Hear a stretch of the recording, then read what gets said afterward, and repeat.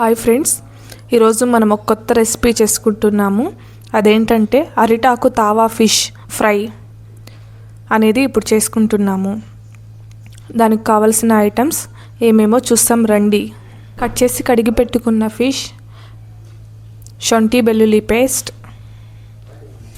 కొద్దిగా cornflour, fish masala, lemon, కరివేపాకు, రుచికి సరిపడా సాల్ట్, శొంఠి వెల్లుల్లి పేస్టు, ఫిష్ మసాలా అనేది షాప్లోనే దొరుకుతుందండి, అది తీసుకోవచ్చును. కార్న్ఫ్లోర్, సాల్ట్, కరివేపాకు ఇవన్నీ వేసి బాగా కలుపుకోవాలండి. ఇందులోకే మనం స్క్వీజ్ చేసుకున్న లెమన్ వేసుకోవాలండి.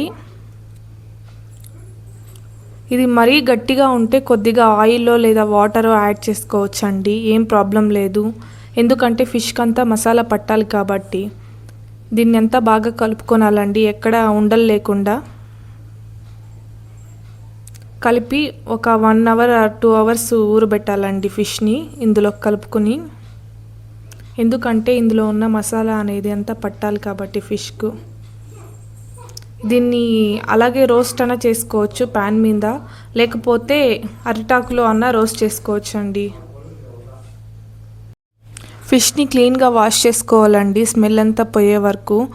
కొద్దిగా రాళ్ళుప్పుతో బాగా వాష్ చేసుకుంటే అందులో ఉన్న పైన పొరుగు అంతా పోయేస్తుందండి. క్లీన్గా వాష్ చేసుకోవాలి, తర్వాతే ఇందులోకి కలుపుకోవాలండి. బాగా కలుపుకోవాలండి, మసాలా అంతా ఇందులోకి పట్టే వరకు కలుపుకొని 2 to 3 అవర్స్ లేదా 1 అవర్ పెట్టినా చాలండి, ఇందులో ఉన్న మసాలా అంతా పట్టేటట్టు.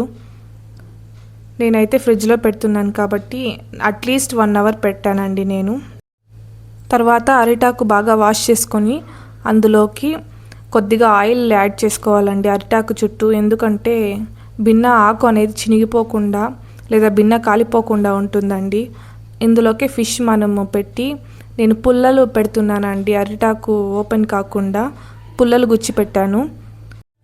ప్యాన్ వేడయ్యాక ప్యాన్ మీద ఆయిల్ వేసుకొని ఈ ఫిష్ అరిటాకులో ఉండదు అలాగే పెట్టేయాలండి.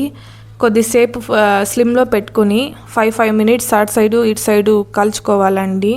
కాల్చుకున్న తర్వాత ఓపెన్ చేస్తే ఇలా ఉంటుందండి ఫిష్ అనేది.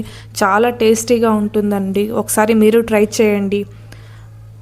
చాలా అంటే చాలా రుచిగా ఉంటుంది. ప్లీజ్ లైక్ చేయండి, షేర్ చేయండి, సబ్స్క్రైబ్ చేయండి. నా ఛానల్ ఇంకా ఇంప్రూవ్ కావాలండి.